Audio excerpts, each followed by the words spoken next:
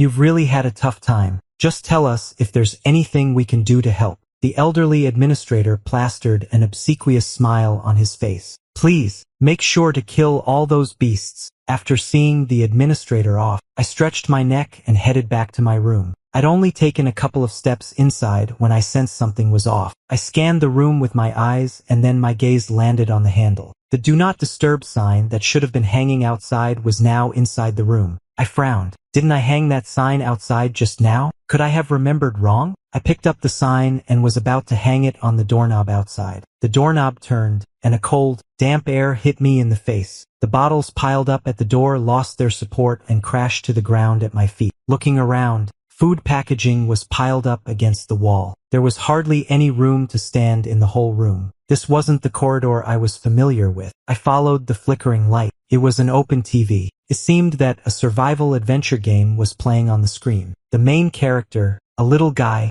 was wielding a big sword and fighting desperately in a horde of monsters. In front of the TV, someone was controlling the little guy and having a fierce fight. The guy had broad shoulders. Even in a loose, short-sleeved shirt, one could faintly glimpse the firm muscle lines from the curve of the hanging fabric. He sat cross-legged on the only clean spot in the junk pile, engrossed in the game. The man didn't notice anything strange behind him and was delighted about the dropped equipment. There came cold, chilling laughs that made one's spirit sink. His shoulders shook. As he was laughing, he suddenly started sneezing and coughing. Click! I closed the door. Looking back, the layout of the room was familiar. My coat was still hanging by the door. What's going on? Am I having hallucinations? I swallowed hard and pressed my hand on the doorknob again. A chill seeped out through the crack, like tentacles clinging to my ankles, sending shivers down my spine. The man finally noticed the noise behind him. He put down the controller and turned around. His hair was messy and curly. Under his bangs were a pair of dark blue eyes. Oliver looked terrible,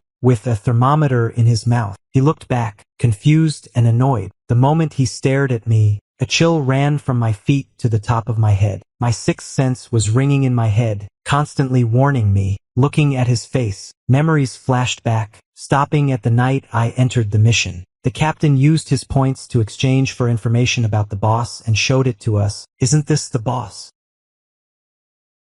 Before the guy could react, I slammed the door, spun around, and leaped over the window like a hurdler. Inside the room, only Oliver was left in a daze. The door was controlled by his power, a special passage that could lead to the seabed, the ground, and the room. He propped himself up and tiptoed over to the door to check it. The door was fine, but the power controlling it was in a mess and unstable. Oliver slowly peeled off the cold patch that had been warmed up by his body heat, and then took out the thermometer from his mouth. 39.7 degrees. It seemed to be due to his illness. At this time, Oliver should either go back to the seabed or go to a human pharmacy to buy some medicine. But thinking about the unfinished game quests and the crowds on the street, Oliver's already pale face turned even grimmer. After thinking for a while, he still picked up the controller and sat back in front of the TV. I was dashing madly up the narrow stairs. Outside the metal railing, the sea was calm. Beneath the water, the submerged buildings lay quietly,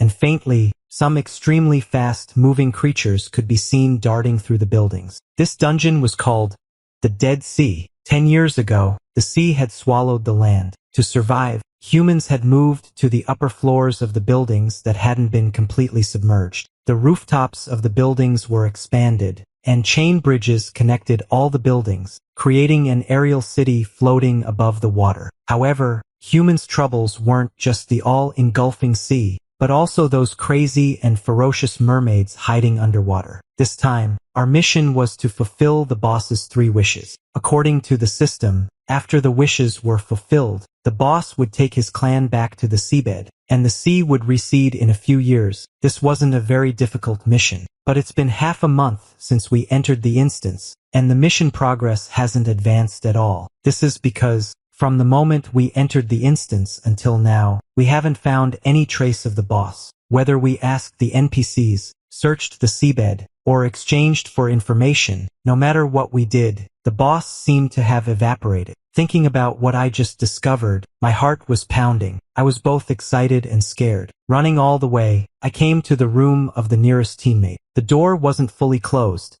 There was a small crack. Faint, hoarse voices of conversation came out. It hurt so much, hearing the cry of pain. I got nervous and instinctively took out my pistol. Although there are fences under the building to prevent the mermaids from coming ashore, after being soaked and eroded by the seawater for a long time, they may have become loose. Just as I was about to step forward, there came another suppressed gasp from inside the room. Ah! Damn it, didn't you say we wouldn't bond?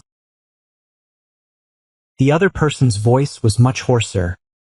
I couldn't hold it in. Be a good boy. Just wait and see if I don't beat you to death later. The voices were so suggestive that anyone with a normal mind could tell what they were doing. Continued inside the room. I'm going to pluck out all your wolf hairs.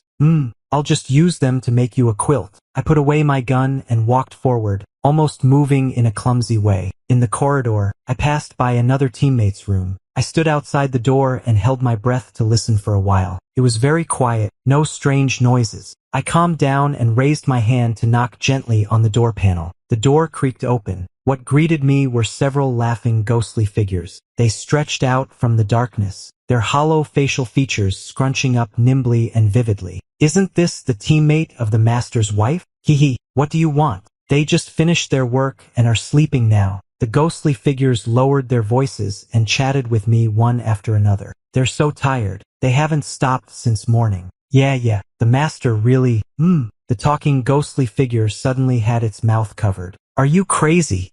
The master said not to tell others. You'll die. You'll die. The ghostly figure let out a muffled cry and shrank back. Do you have anything? I can pass on the message for you. A quieter ghostly figure leaned forward. I was so scared stiff by what I saw that only my mouth was working. Please tell him that the boss has been found. Okay. No problem. The ghostly figures closed the door. Remember when we entered the dungeon? Apart from pets, no one brought any family members. I just stood there alone in the corridor, and my already muddled mind got even more confused. I couldn't figure it out, so I turned around and rushed towards the captain's room. The door opened quickly, and Daniel stood behind it, smiling gently. I felt like I'd found a lifesaver and instantly relaxed from my tense state. First, I reported the discovery of the boss. Then I rambled on about what I'd seen in the other teammates' rooms. Daniel stroked the little snake on his wrist, his expression calm. He looked at my dry and cracked lips and asked, "Do you want some water?" "Yes." I nodded. The little snake on the wrist slithered down Daniel's arm, and in front of the two of us, it transformed into a man with a human upper body and a snake's tail. The man grabbed some clothes to cover himself, and then his snake's tail turned into long legs. He stepped into the kitchen, poured a glass of cold water, and handed it to me. Looking at the glass of water, I hesitated to speak. I don't seem to be that thirsty anymore. The little snake that had changed back clung to Daniel again, flicking the tip of its tail intermittently to curry favor with him. Daniel tugged at the tip of the tail and explained to me, "You joined the team the day before we entered the instance, so I didn't have time to tell you. But don't worry, I can swear on my life that they won't do anything against us. I'll explain more in detail later. For now, the most important thing is the task of this dungeon." Maybe it was because Daniel was so calm that I gradually calmed down too. We've seen so many monsters. It's normal to keep some strange pets. Who knows, maybe I'll get one as a pet later, like a slime, a mermaid, or a sea monster. Don't be such a drama queen, Matthew. I tried to calm myself down. Once all the teammates arrived, we immediately headed to my room. Looking at the closed door, I took a deep breath and opened it under everyone's gaze. A dim room appeared before us. It was empty, and apart from the trash all over the place, there was no sign of the boss. I quickly stepped aside. However, there's nothing here. Isn't this just an ordinary corridor? The teammate walked out and then back in. Where's the boss?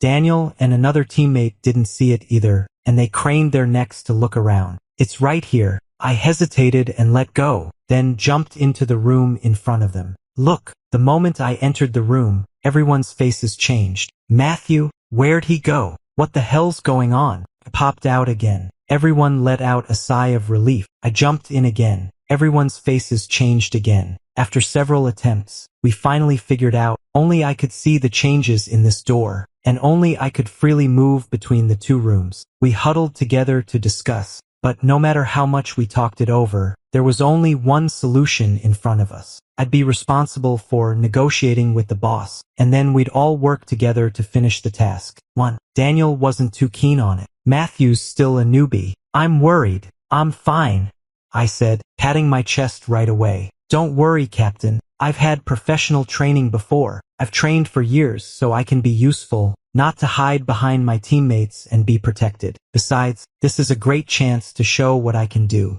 It took me a while to persuade Daniel to give in. As soon as you feel something's off, get out of there right away. I nodded repeatedly and stuffed all the self-defense weapons my teammates prepared into my item space. I made the promise, but when I actually stood in front of the door, I started to hesitate. Matthew, I didn't want them to see I was scared, so I just made something up. I don't think it's good to go in empty-handed. One of the teammates who has a dog pulled out a Gatling gun from God knows where. Maybe you should take this too? I'll pass on this one. I declined politely. All of a sudden, I remembered the thermometer the boss had in its mouth last night. After some work in the kitchen, I walked through the door with a cup of boiled ginger tea and some fever medicine. The concerned voices of my teammates stopped abruptly as the door closed. The room in front of me was so cold that I shivered all over. My hair stood on end, and even the ginger tea in my hand couldn't warm me up a bit. The gory scenes of the dungeon I saw in class kept replaying in my mind. I suppressed my fear and stepped deeper into the room. No matter how lightly I moved, I couldn't help but make some noise when passing by the pile of bottles. I inched forward nervously amidst the clattering of plastic. Finally, at the corner, I saw the boss huddled in the bed. The boss heard the noise behind him. Oliver turned around, and our eyes met across the distance. The room was so quiet that you could hear a pin drop. I saw the boss's pupils shrink to a pinpoint in shock and confusion. The boss propped himself up. Startled, I thought he was going to attack me and instinctively reached for the pistol on my waist. Oliver was much quicker than me. As soon as I reached out, Oliver had already jumped off the bed. But instead of attacking me, he kicked over the trash heap, banged into the wall a couple of times, ran around the room like a headless chicken, and finally dived under the bed. Due to his large size, the 4 bed legs were lifted off the ground and swayed from side to side. This doesn't seem right, does it? Oliver hid under the bed, his eyes uneasy and vigilant. Seeing him like that, I wasn't as scared as before. I squatted down and tried to communicate with Oliver. Hello? I'm Matthew. I don't mean any harm. I just want to be friends with you. Oliver burrowed deeper under the bed. It's not that he can't beat humans. He was just startled by the humans who suddenly appeared in the room. Moreover, he doesn't want to and doesn't know how to communicate with humans. Oliver huddled under the bed, hoping that the humans would just leave on their own. But he underestimated the other guy's determination. I inched closer, knelt down, and lay on the ground to talk to Oliver. Hey, can you hear me? Hi. I have no intention of fighting you. Since Oliver didn't do anything, I got bolder and even took out the cup of ginger tea. I'm not sure if you remember me. I accidentally opened your door this morning. I saw you holding a thermometer then, so I brought you ginger tea and fever medicine. Oliver finally made a move. He leaned forward slightly, reached out for his glasses on the bedside table, and put them on. He looked at the cup and then at me. His voice was hoarse from the fever. What do you want? Just want to be friends. Oliver clearly didn't believe me. He looked skeptical. Seeing his reaction, I didn't hide my purpose. Look, I have to fulfill 3 of your wishes to leave this city. Wishes?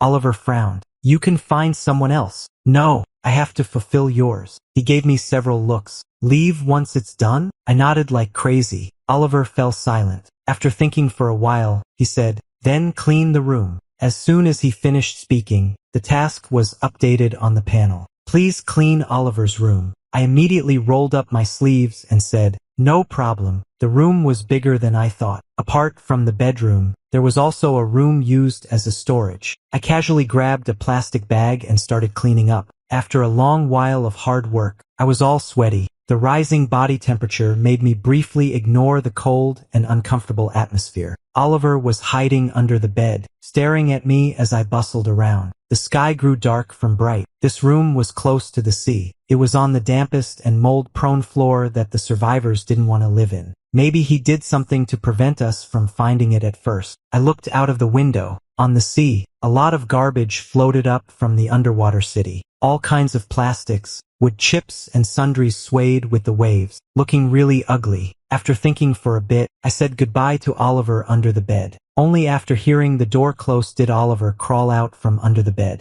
He picked up the cup placed beside the bed and opened it. It had gone cold, but you could still smell the strong ginger flavor. Oliver didn't want to accept human food. He held the cup in his hands, thinking about how to deal with it. A faint sound came from outside the window. Oliver walked over and saw the man just now sitting in a small boat with his companion, fishing out the garbage in the water. Some mermaids swam closer and circled around the small boat. A piece of bloody fresh meat was thrown down from above. Attracted by the smell of blood, the mermaids quickly swam away and started scrambling for the piece of fresh meat. The man first greeted someone upstairs, then looked towards the window and greeted Oliver standing in the shadows. Oliver shivered and quickly hid behind the wall.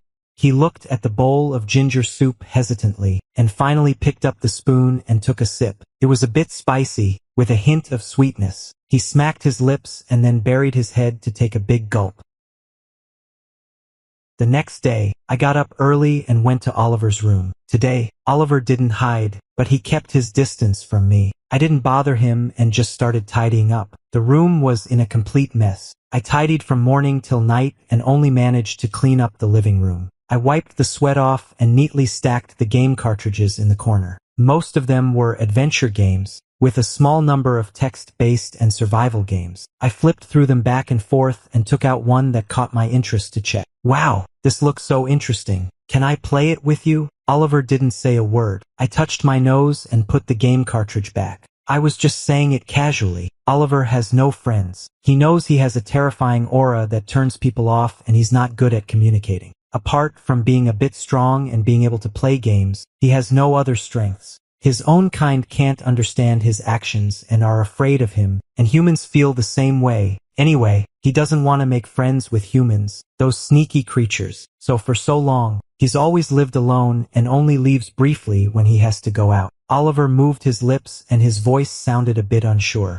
Play with me? Isn't this a multiplayer game? Thinking of what happened in the sea yesterday, Oliver felt less resistant. His eyelashes fluttered. Yes, you want to play with me? Yeah, me? Yeah. After spending a day together, my fear of Oliver had reduced a lot. I'm an extrovert who gets along with people easily, so I always want to talk to him. Looking at the ill-at-ease Oliver, a thought popped into my head. Could this boss be socially awkward? Can a terrifying boss be socially awkward? His mouth opened and closed again, and finally he asked a question completely unrelated to the game. Why did you go to pick up those garbage yesterday? I was a bit puzzled by his question. Plastic floating in the sea, doesn't it pollute the environment? What if the marine animals eat it? Besides, you'd definitely be unhappy if you saw it, right? Such a beautiful sea, but there are those things floating on it. Oliver didn't answer. His eyes hidden behind his hair trembled. It's getting late today. I'll go back first. I rummaged through my bag, took out the medicine and put it on the table. This is anti-inflammatory medicine. I've written how to take it on the medicine box. You can have a look later. I'll leave first. Bye. The door closed, and the room fell silent again. The medicine box was placed on the table, with the efficacy and dosage written on it. Oliver glanced at it twice, opened the medicine box and swallowed the medicine according to the instructions. After reporting to the captain, I crashed into bed. I slept until 9 o'clock. After washing up, I rushed to Oliver's house in a hurry. The room was still cold, filled with a kind of coldness that made one's bones shiver with fear. I rubbed my arms and kicked off my shoes. How's your cold? Have you been taking your medicine on time? Oliver, sitting in the corner, was taken aback for a moment.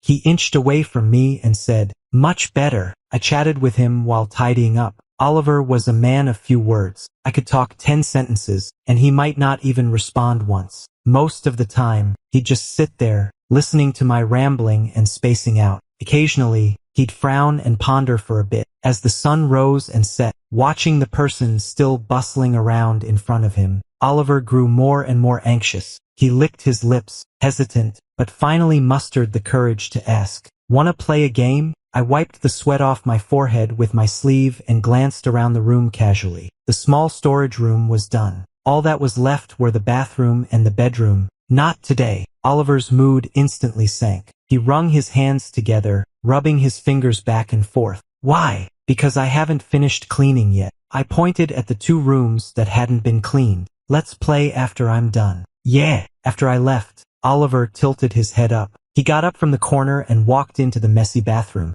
Looking at the dirty floor, Oliver rolled up his sleeves. The next day, as soon as I walked in, I noticed the whole place had been cleaned up. The room was still cold, but the spacious and tidy space alleviated that feeling a bit. Oliver also looked much neater, as if he'd tidied himself up while cleaning the place. When he saw me, he immediately pulled out a cushion from the cabinet. The cushion was fluffy and furry, clearly very soft. After placing the cushion, Oliver grabbed the controller and sat a bit farther away. Licking his lips, Oliver asked with obvious anticipation, "So, can we play games together?" After confirming the task was done, I nodded. "Sure, don't you want to use the cushion?" "No thanks. Did you clean all this by yourself?" "You're amazing. Didn't you sleep?" Oliver's ears turned a bit red. He pushed the connected controller in front of me and said, "I did. That's good. You should rest when you're sick." On the screen, the loading progress bar was moving. 2 little characters appeared on either side of the screen. "Oh, so we're choosing classes." "Yeah." Oliver nodded. "There are 5 classes. You can try them all. It doesn't matter if you don't like it later. You can change classes." Once we started talking about the game, Oliver became more talkative and even inched closer to me unconsciously. He explained how to play and operate the game, taking sips of the mineral water beside him from time to time. Oliver rambled on for quite a while. He started out all enthusiastic, but his voice got softer and softer. Finally, Oliver shut up. He held the controller tightly and started stuttering. "Sorry, am I talking too much?" "Not at all. I should actually thank you," I said while examining the in-game items. "Thanks to your teaching, I'd still be scratching my head without you." Oliver's cheeks flushed. He picked up the mineral water and gulped down the remaining half bottle. The cold water calmed Oliver down a bit, but he was still a bit nervous. Looking at the dim sky outside the window, I put down the controller. "It's so late. I'll head back now and come to see you tomorrow." Oliver snapped out of his daze and nodded vigorously twice. "Huh? Yeah." In the following days, I went to see Oliver on time every day and occasionally brought some snacks and fruits. Oliver was already socially awkward and felt embarrassed. When he saw me coming with big bags, he felt even more embarrassed. His cheeks, hidden by his bangs, were red. He fidgeted with his hands and stammered his thanks. In my memory, whether it was from the course knowledge or others' descriptions, dungeon bosses were all hideous and terrifying, always killing or slashing someone. But now that I saw one with my own eyes, it seemed to be quite different from what I thought. I couldn't help but take a couple more looks. Noticing my gaze, Oliver nervously scratched his face and hung his head even lower. Why is he looking at me like that? Oliver was in a mess of emotions. Oliver felt uncomfortable under my stare and asked, "Is there something on my face?" "No, there isn't." "Then why are you looking at me like that?" "Because you're really good looking." I complimented him sincerely. No matter how lazy Oliver was and how little he took care of himself, he couldn't hide his deep-set and well-defined facial features. A subtle sense of joy welled up in Oliver's heart, but at the same time, he couldn't quite believe it. The corners of his mouth that had been perk-up drooped, and Oliver twirled a lock of his hair. In the sea, no one of his kind had ever complimented him, and the humans who recognized him had called him a brute and a monster. Well, they were right too. How could an ugly deep-sea fish be good-looking? Thinking of this, Oliver felt even more inferior. He buried his head deeper and sat there silently. Seeing Oliver like this, I simply put down the controller and moved in front of him. Oliver flinched and tried to back away, but I grabbed his wrist. The warmth of my body transferred through our touching skin, making the scales on Oliver's body faintly appear. "I'm not lying to you," I swore, holding up 3 fingers. "I really think you're good-looking." Oliver curled his fingers, pursed his lips, and his pupils quivered. It was a long time before Oliver looked up, the emotions in his eyes churning like the sea. He murmured something so softly it was almost inaudible. "You're even better looking."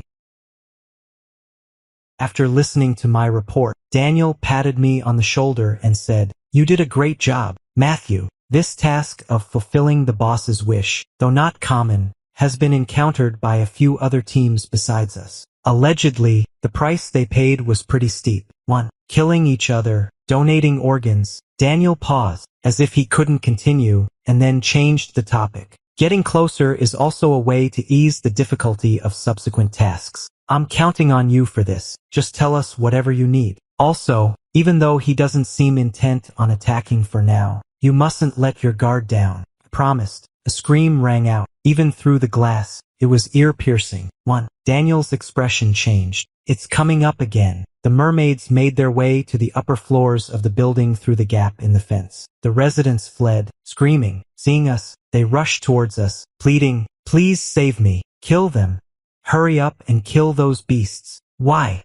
Why are they doing this to us? It wasn't until the wee hours of the morning that we managed to drive away those crazy mermaids and fix the hole in the fence. I was dead tired and slept until noon. When I opened my eyes, the sunlight outside the window was blazing. I quickly got up to wash up. Without even changing out of my pajamas, I rushed straight to Oliver's room. The door seemed to hit something soft and heavy, so it couldn't open fully. That thing could even make noises. It grunted twice and got up from the floor. It was Oliver. "Did you sleep on the floor here last night?" Oliver glanced at me and then quickly buried his head. He evaded the question and asked, "Why are you wearing your pajamas?" "I woke up late today and was in a hurry, so I didn't change." "It's okay.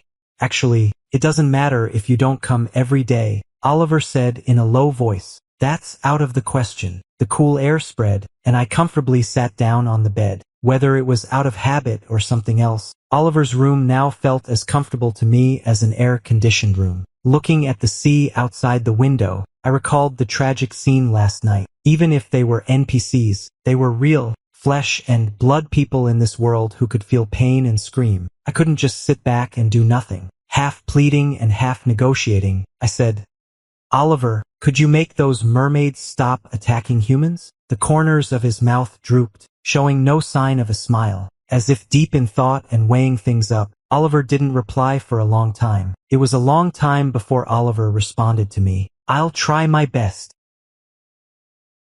Knowing I hadn't eaten, Oliver dived into the kitchen. These days, my relationship with Oliver has improved a lot. He is no longer as uptight as before, and it's much more comfortable to get along with him. While I was daydreaming, Oliver had already come over with a plate. They were some home-cooked dishes, but they looked really appetizing. My stomach growled. I didn't stand on ceremony with Oliver. I picked up the chopsticks and started eating. Delicious. So delicious. Oliver's eyes softened. I cleaned up all the dishes on the table. Oliver only took a couple of bites, and he drank water more often than he picked up food with his chopsticks. Mermaids can't stay away from water for too long, so Oliver had to replenish his water from time to time. I was a bit puzzled. "Isn't it too dry for you on land? Why did you move up here?" Oliver glanced at his gaming equipment. "The game console will break if it gets wet, and there's no power supply under the sea." It made so much sense that I couldn't argue against it. People always tend to feel sleepy after a full meal. Coupled with the fact that I worked overtime until midnight last night, I was so sleepy that I could barely keep my eyes open, opening and closing them intermittently. "Oliver," I turned my head and asked, "have you come up with your second wish?" The room was quiet for a while. Then Oliver shook his head and said, "Not yet." "Then think fast." I mumbled, my voice slurring as I sank deeper into the bed. Seeing that I was sleepy, Oliver didn't disturb me and quietly sat aside, pondering that request. Hearing the breathing gradually become even, Oliver looked up, with that upward glance. He unexpectedly peeked into the wide open gap of the trouser legs. It was so white and looked incredibly soft to the touch. Oliver was stunned. All the things he'd been thinking about flew out of his head, and instead, he remembered the plot of the manga he'd secretly read last night. Frustrated by his strange mood swings, he secretly dug out a bunch of manga and novels, hoping to find answers in their plots. But none of those manga had the content Oliver was looking for. Until he saw the BL manga he'd used to prop up the table leg. The steamy scenes made Oliver's heart race and his face flush. Now, seeing him sleeping so defenselessly, Oliver felt a rush of blood. He averted his gaze and sat there, dazed. But within seconds, he couldn't help but shift his eyes again. The sleeping man turned over, and the hem of his clothes rolled up, revealing glimpses of his toned waist. Looking down, Oliver's throat tightened, and his mouth went drier.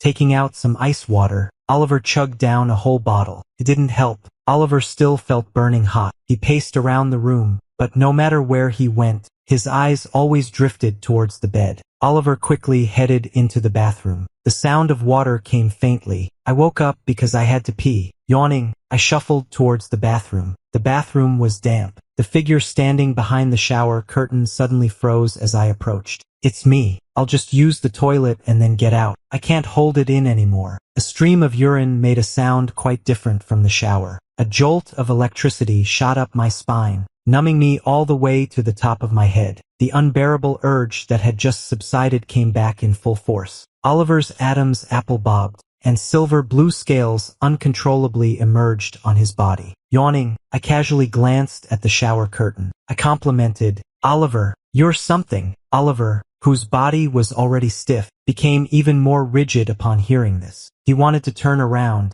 but the secret desire in his heart urged him to show himself off. As a result, Oliver was stuck in a half-turned state, looking like a malfunctioning machine, standing stupidly under the shower head. "Come on, don't be shy. I grew up in the north and have been bathing in public baths since childhood, so I don't think there's anything embarrassing about this. I really haven't seen anyone as well endowed as you." Hearing this, Oliver's expression dropped.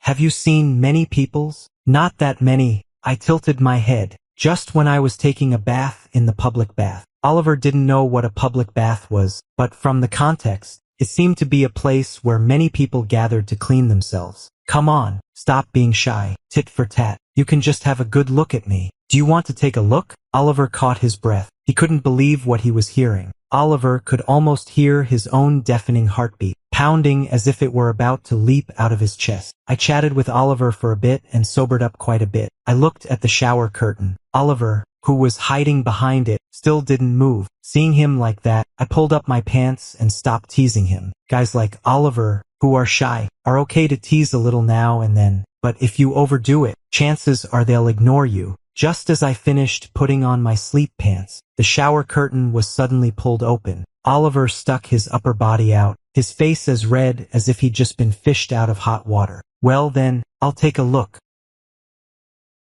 Oliver was a bit miffed because I'd pulled up my pants too quickly. He thought I was messing with him. He sulked in the corner and wouldn't turn around no matter what I said. "Come on, stop being mad. I'll buy you some desserts to make it up to you. How about I help you clean the house?" "Well, how about I take them off again and let you have another look?" Oliver buried his head even deeper. "Well, I'll go back first and then figure out how to make it up to you. How about that? If I went back, I could talk to the captain and the others. Having someone to bounce ideas off of would definitely be better than me just guessing blindly." Oliver didn't respond, so I just assumed he agreed. The door closed. Oliver, who had been facing the wall, finally turned around. His gaze landed on the armrest. His cold has been gone for a long time. He should have fixed the ability on the door that went haywire when he was sick. But Oliver didn't want to because he clearly knew he couldn't bear to. He stood in front of the door, feeling a bit annoyed. He's always been the unpopular deep-sea fish. Finally, someone was willing to keep him company, yet he still lost his temper. That person was also someone with a pure and kind aura. The more Oliver thought about it, the more anxious he got. He hesitated for a long time and finally made up his mind. On my way back, I ran into Oliver. He was wrapped up tightly and wearing a cap, which almost made me fail to recognize him. "Why are you out?" Oliver was taller than me. Standing face to face like this, when he lowered his head, he saw me instead of the ground. He averted his gaze. "I want to tell you, I'm not angry." Could these few words really drive this socially awkward guy out? I was a bit surprised. Thinking of the plan I just discussed with Daniel and the others, I simply grabbed Oliver by the wrist. "Anyway, it's my fault. I went too far. How about I take you to buy the latest game as compensation?" Oliver looked at our touching wrists and agreed. At night, there were quite a few people setting up stalls on both sides of the road. Residents off work were in groups, gathering in front of the stalls. Due to his intimidating aura, even without showing his face, people around still made a circular space for Oliver. Oliver still looked terrible. He hung his head in a helpless way, clearly unable to get used to this kind of place. After buying the game, I quickly pulled Oliver into an empty alley. It's okay. There's no one here. Take it easy. We'll go back when you're feeling better. Oliver pursed his lips. Instead of relaxing because of my words, he thought he was extremely useless. I patted him on the shoulder and comforted him with a smile. It's okay. Everyone has things they don't like. You don't have to push yourself for anyone. Being happy yourself is the most important thing. Oliver's eyes widened slightly, and he tightened his fingers, gripping the game box tightly. I looked around and suddenly caught sight of several familiar figures. It was Captain and the others. I stood up and greeted Oliver. Wait for me. I saw some acquaintances. I'll be right back. Oliver looked up and watched the figure happily walking away from him. His heart felt like it was pricked by growing vines. The pain gradually spread as the vines grew. The dense, aching pain made Oliver extremely uncomfortable. The previous joy was pushed back into his heart. Besides regret and nervousness, there was also a bit of jealousy in Oliver's eyes. He lifted his face slightly, with a gloom on his face that he didn't even notice. Every time that guy got close to others, the jealousy would deepen again. Sure enough, compared to staying with a gloomy and tongue-tied guy like himself, he prefers to be with those. Oliver clenched his fists. If only there were just the two of them left in the world. Oliver lowered his eyes, and there were bloodstains on his arm from pinching. When I came back, Oliver was still sitting there. I handed him the juice and asked, "Are you still not feeling better?" Oliver took the juice but didn't drink it. "The second wish," Oliver said in a low voice. "I've decided on the second wish." Oliver's second wish was to take me for a walk on the seabed. Daniel wasn't in favor of it at first. Unlike on land, if something went wrong underwater, they wouldn't be able to support me right away. But the mission was set the moment Oliver spoke, and we had no other choice. On the day of departure, Daniel and the others saw me off as I entered the water from the shore. I patted the sword crossbow to signal them not to worry. Underwater, several mermaids were startled by me. Once they realized what was going on, their expressions changed immediately. They pulled their mouths into a strange arc, showing their fangs, and stared at me intently, as if they'd found an interesting toy. However, that dangerous look in their eyes instantly turned into one of stunned horror when Oliver entered the water. The mermaids stopped in the water, stared at Oliver for a while, and then suddenly opened their mouths wide and swam away. Oliver. My mermaid kin don't really like me. I stared at the mermaids fleeing back, at a loss for words. I think it's not about like or dislike. Oliver did something to me, and I could breathe freely underwater like a fish. I swam around, excitedly observing the underwater scenery that I rarely got to see. Oliver lagged behind. He carefully tidied up his tail, making sure there was no seaweed or sand on it before catching up with me. In their clan, the strength and beauty of the tail are the most important factors for successful courtship. He had to keep his tail in perfect condition. Oliver was a bit excited, but soon, his self-doubt dampened his spirits. Oliver looked at the different-looking scale on his tail. He was a deep-sea fish with poor eyesight. Moreover, his original outline was strange and large, with no aesthetic value, and the number of his scales was different from humans. He surely wouldn't like someone like himself. His tail flapped around helplessly. Oliver pursed his lips and tried to cheer up. As we went deeper, a submarine city emitting a faint glow appeared at the end of the rift. It was an ancient underwater city where mermaids lived. Inside the city, there were more mermaids. Although they didn't run away like the mermaids in the shallow water, they were still pretty scared when they saw Oliver. What's noticeable is that they're quite different from the mermaids in the inhabited area. They have beautiful and gentle faces, completely different from those cruel, bloodthirsty, and hideous mermaids. Is it because they're of different species? Oliver and I didn't stay at the bottom of the sea for long. Afraid that I wouldn't adapt, he took me to pick out souvenirs and then swam towards the surface. Somehow, Oliver slowed down. He got carried away looking at those long and powerful legs, and even the movement of his tail became sluggish. Actually, Oliver started to regret it the moment he got into the water. Oliver can sense and control everything in the sea. 1.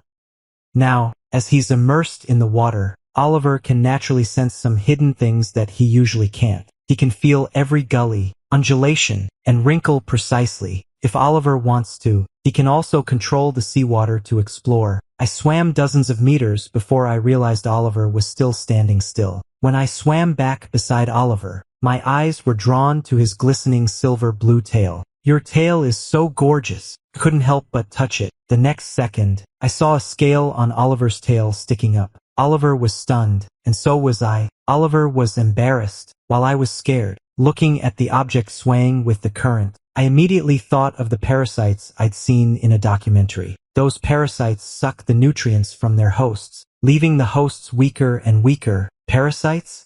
Can mermaids have parasites too? Oliver let out a low grunt and struggled to break free from my grasp. This time, not only Oliver's face but also his body turned red. It's not parasites. Oliver grabbed my hand and stammered out 3 words so softly that I almost didn't catch them. The cool and slippery feeling suddenly turned hot.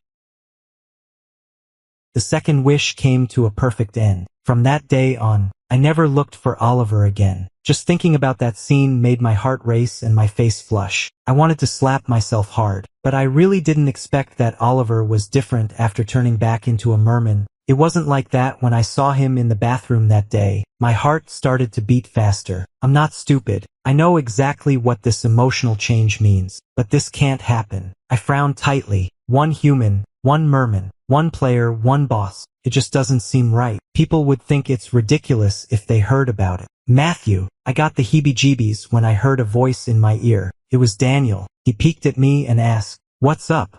Your face is so red. Are you feeling okay?" I shook my head and replied, "It's nothing. Maybe I'm just a bit worn out these days. If you're tired, take a couple of days off. Anyway, this mission isn't time." Daniel sat down and played with the small snake coiled around his arm. I recalled that scene in Daniel's room that day. "Captain, could you tell me?" I thought about how to put it and said, about this snake. "Haven't introduced him to you yet. His name is Mason." Daniel picked up the white snake and said, "We're in a relationship.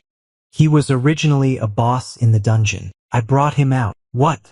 I exclaimed. Daniel and Mason's story brought tears to my eyes. Wiping away my tears, I kept muttering, "True love always wins." Daniel continued with a smile. "The others are more or less the same. When you have time, you can ask in more detail." Hearing Daniel say that, I thought there was no reason why Oliver and I couldn't be together either. Suddenly, screams echoed from downstairs. Looking out of the window, all I could see was a sea of blood. Red blood blossoms were blooming on the ground, one after another. The mermaids broke through the fence again and rushed into the residential area. As if searching for something, they propped up their bodies and broke into houses one by one. More and more residents were injured. Pleas and cries seemed to be the stimulant for their massacres. On the vast sea, the only place where humans could live in peace had now become a purgatory. Looking at the scene in front of me, I couldn't stop shaking all over. Oliver's words echoed in my ears. "I'll try my best." What do you mean by try my best? He clearly doesn't want to help and is just brushing me off. "Oliver," I gritted my teeth. "You liar." I didn't find Oliver in the room. Looking at the empty room, I let out a cold laugh. Sure enough, it was all an act. All lies. Matthew. There were several indistinct calls coming from the walkie-talkie. "Captain," I pressed the talk button and said, "Are you guys okay?" I didn't find Oliver. "I'm going up right now." "It's not about this." Because of the long distance, the voice in the walkie-talkie was intermittent, with annoying static. "Up there, something's not right." After the ear-piercing noise, the walkie-talkie fell silent. I cursed under my breath and dashed upstairs. Following the strong smell of blood, I rushed out of the staircase. When I saw the scene in front of me, I froze on the spot. All the mermaids that had been fighting stopped in their tracks. The mermaids looked ferocious and crazy, but they were like being suppressed by something and could only lie on the ground. And the one controlling them was Oliver. Even with his back turned to me, I could feel that cold and intimidating pressure. I got goosebumps and took a step back. Hearing the noise behind him, Oliver slowly turned around. Silver blue scales covered the side of his face. His blue eyes were as dark as a deep-sea cliff, sending shivers down my spine. "Matthew, I think someone else knows better than me how to stop them." "One." Oliver looked behind Daniel. "They know." I was both shocked and amused. "They? What do they have to do with this? Isn't all this you're doing?" Oliver nodded. Yes, it was me who made the sea swallow the land. It was me who allowed my kin to come ashore. He looked at the administrator hiding in the distance. They deserve it. The cold gun handle was now warm and damp in my hand. I tightened my grip, my mind in turmoil. The ocean provides humans with fish to fill their bellies. But what have humans done in return? I gave them a chance. Back then, the pollution wasn't that bad. I negotiated with them. I was willing to have my kind regularly catch fish in the sea for human consumption and cultivation. My fellow mermaids were also willing to undertake those difficult underwater tasks for them. Then they hunted down my fellow mermaids. The administrator trembled and buried his head even lower. Oliver kept talking, and with each word, his eyes grew colder. They skinned them, removed their bones, and made them into medicine. They were turned into remedies for human illnesses and skincare products. The scales, skins, and fish bones, the useless parts, were used as a means to show off. If you go to the rooms on the top floor now, you might still see those well-preserved scales and skeletons. The mermaids lying on the ground let out successive screams, full of grief, despair, and intense hatred. These mermaids survived the pollution. Although they look terrifying, they're not without the ability to think. They only killed those who deserved to die. 1. Daniel put away his knife and no longer stood in front of them to protect them. I also lowered my eyes and took a step back. The unrestrained mermaids dragged their rotten and stinking tails forward. Just as Oliver said, the mermaids didn't kill indiscriminately. Their actions were targeted. After dealing with those people, the mermaids crawled into the corridor. They couldn't transform into legs like Oliver, so they had to prop themselves up with their upper limbs and crawl bit by bit towards the top floor. About half an hour later, the mermaids crawled down from upstairs one after another, each holding something in their arms. They jumped off the platform, sank into the water, and disappeared without a trace. Looking at Oliver standing in the distance, I felt extremely sad. After standing there for a long time, I finally made up my mind to walk over. When Oliver saw me approaching, there was a hint of the familiar unease in his eyes. It's not that I didn't want to tell you. How's your body? The two of us spoke almost at the same time. Oliver was slightly stunned. I asked again, how's your body? Did you get sick because of those wastewaters? Surprised by the unexpected question, his pupils contracted. No, I let out a sigh of relief. Now, tell me why you didn't tell me.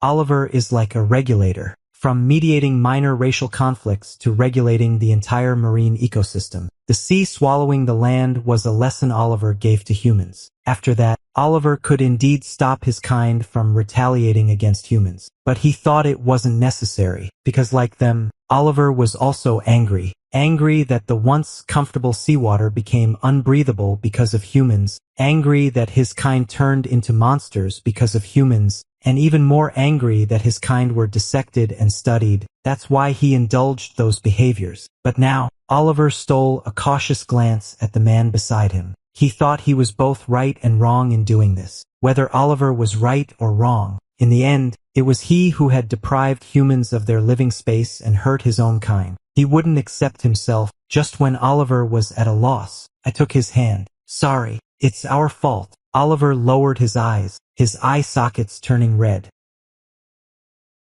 The survival zone chose a new administrator. She was a young but kind-hearted woman. I once saw her feeding stray animals on the street, picking up garbage from the sea with a special long clip, and secretly rescuing injured mermaids. She was very cautious, but I still saw her when I was climbing over the wall. I pretended not to notice. Later, I bought some medicine with my teammates and quietly left it at her doorstep. After cleaning the corridor, I said goodbye to my teammates and went to Oliver's room. After that day, I hardly talked to Oliver, and the atmosphere was weird, but the mission had to be done. Oliver, what's your third wish? Oliver hung his head and said in a muffled voice, after I make my last wish, will you leave? I slowly nodded. I once thought about taking Oliver away, but then I felt he wouldn't agree. There was a dull pain in my chest. I didn't say a word, and neither did Oliver. The room was dead silent, until Oliver, as if he'd made up his mind, closed his eyes and shouted at me,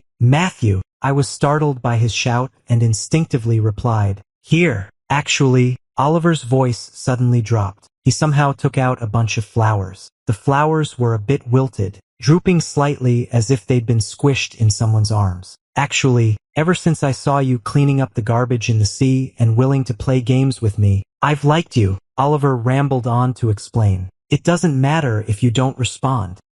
He hung his head as usual and said, I just thought I wouldn't see you again in the future. For my last wish, I want you to stay with me one last time. I quickly covered Oliver's mouth with my hand. My heart was pounding, and I was so excited that tears welled up in my eyes. I thought Oliver would hate me because I'm human. Oliver, I stammered. The world I live in might not have as clean a sea as this one. But as long as I have time, I'll participate in volunteer activities and donate to environmental protection organizations. Tears trickled down from the corners of his eyes. They weren't mine, but Oliver's. Even though I didn't spell it out, he understood what I meant. He was a bit incredulous, but mostly overjoyed. Oliver was beside himself with joy and indulged in feeling that warmth. Well, then the last wish has to be changed a bit. My last wish. The system let out a ding as a prompt. Congratulations on successfully completing the mission. The dungeon is about to collapse. Please evacuate within 48 hours. Epilogue. My teammates were all stunned when they saw me leading Oliver out. Is there some kind of curse on our team? Why is everyone dating something that's not human? Some of the ghosts got annoyed when they heard that. What did you just say? Can't you talk properly? Who isn't human? I was a handsome young man 50 years ago. I hate you. I hate you.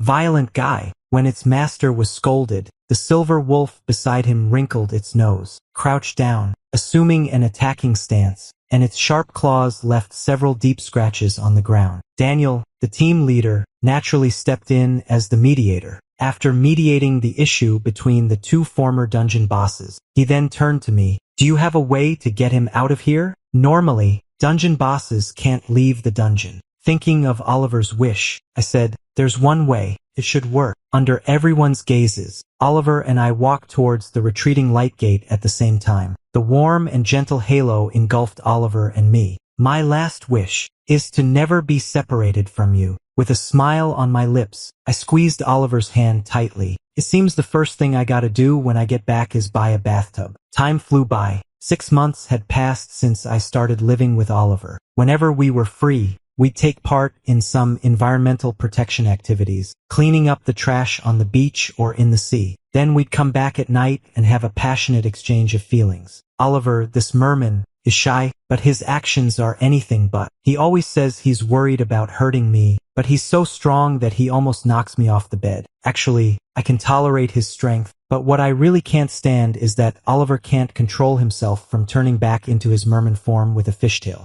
Oliver's face was bright red. I couldn't tell if he was embarrassed or excited. I didn't mean to. I stared blankly, unable to answer Oliver. Oliver let out a soft laugh and pressed himself on me again. I'm gonna keep going.